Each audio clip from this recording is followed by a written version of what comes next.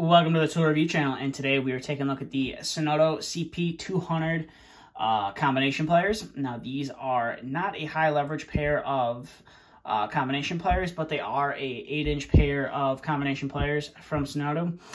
They just don't feature that rivet that's super close to the cutting edge and the longer handles, which make cutting through material a lot easier when the rivet and the long handles combined on a pair of pliers and make it a lot easier to cut through certain materials. But to start off the video, like we always do, we're going to take a look at the front of the plier. So Tsunoda, being a Japanese brand, these are made in Japan. And then you have the JIS laser etched onto there, which is Japanese Industrial Standard. And then you have your model number right there. And then you have the King TTC. I'm not quite sure what that stands for. And then you have the Tsunoda name right there.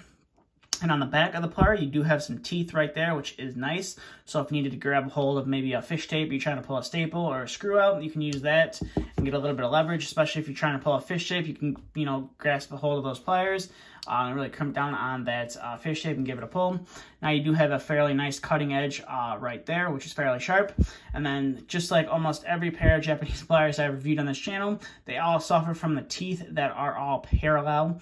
They don't really do any cross hatching, so that's a little problematic when you're trying to twist wires or pull insulation off wires. Sometimes you'll lose your grip a little bit easier than if it were to be cross-hatched. And then there's the back side. You got some more things stamped into the metal of the tool. And then like most of the Japanese tools that I have reviewed on the channel as well, they have this black coating on the back. I'm not sure if it's supposed to be a protective coating or what it is, but pretty much all of them have this black coating on the back that covers pretty much all of the exposed metal, except for the front, which has a nice polished finish.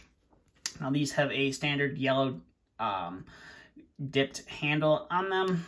It's fairly comfortable, and it'll do the trick. So that's really about it for the detail on these Tsunoda pliers. Now we're going to go ahead and get to some of the functionality of them. So the first wire we are going to test to see if they can cut through is some 18 gauge solid wire. And you can see right there, we are able to get through that without any problems. So we'll go ahead and put him off to the side.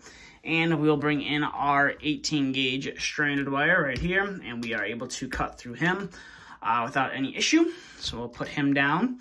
And we will bring in our 14 gauge stranded wire. And we'll go ahead and chop through him.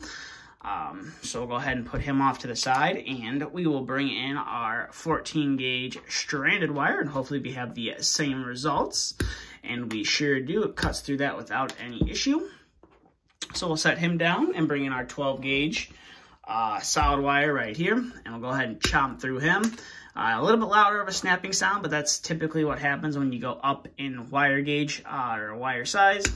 So it is a little bit louder of a snapping sound cutting through that guy. So I'll put him off to the side, and we'll bring in some 12 gauge stranded wire, and we are able to chomp through that without any issue.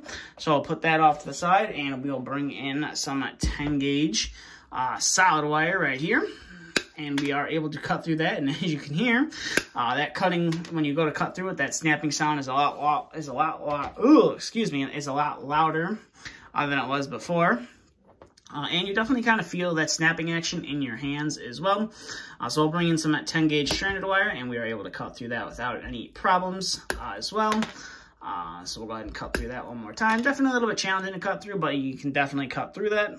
So that is the 10 gauge stranded wire. We'll bring in some thermostat wire. So this is, for those of you unfamiliar with thermostat wire, this is 5 18 gauge wires with a little tiny piece of insulation that runs through the center of the plier. The main reason I like to cut through this wire is to see if the pliers or the cutting knives on the plier are sharp enough to get through that piece of insulation. I know it'll get through the 18 gauge wires without any issue. It's to really see if we can get through that insulation. So we'll go ahead and snap through that. And as you can see, we were able to get through that. The wire kind of popped out a little bit, but we are able to get through everything that is inside of that wire. So overall, that was pretty much it for those guys. For the wire. Now we're going to bring in some Romex wire, and we're going to start off with our 14-2 with ground, so it's 3 14 gauge wires. I'm going to go ahead and chomp through that without any issues. It is a little bit, you definitely do feel it, and it's a little bit of a challenge to get through. And you can see that, you can really see the rivet now, how far back from the cutting edge it really is.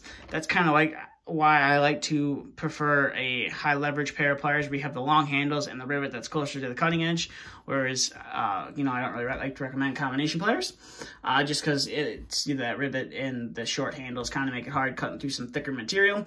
So now we're going to cut through some 12-2 with ground, and as you saw, definitely a little bit of a struggle right there to do it, but nonetheless, we are able to get through that. Definitely not something you want to be doing on a daily basis, cutting through some 12-2 with ground. With these, you're definitely going to feel it in your hands after the day is over, but they were able to do it, and as you can see, there's a bunch of oil coming out of the joints on the pliers. Now, that's one thing about these pliers is I put a bunch of oil on them and tried to break them loose, but as you can see, that's about as far loose as I've gotten them to come. And I have, you know, played with them for, you know, quite a bit going like this, trying to loosen them up, and that's about as far as I've been able to get them. So that is one downside about these. Another downside about these is the teeth on the jaw. Like I said, they're all parallel to each other. So that kind of makes it hard when you're wanting to twist some wire, or, you know, you try to use the cutting edge to strip a wire and you're trying to pull off that insulation. Sometimes you can lose grip on that and, you know, lose grip of the insulation and not pull it off the wire. And the last downside about these is you're either going to have to go, if they are somewhat available on Amazon, you can find them here and there. But for the most part, you do have to buy them direct from Japan, which they come, you know, your best source of that is either Amazon Japan, or going just straight to eBay and looking up the tool that you want to buy and having it shipped over here. That can be kind of costly depending on the tool and, you know, what the seller is offering. Some of those sellers offer expedited shipping. That's built into the price. It'll say free, or it'll be like $20 for expedited shipping, or you can wait, you know, like 2 to 4 weeks for it to come. If that's the option you want to choose.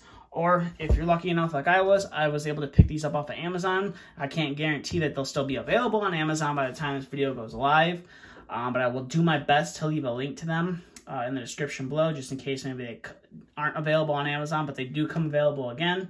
That link will be in the description below.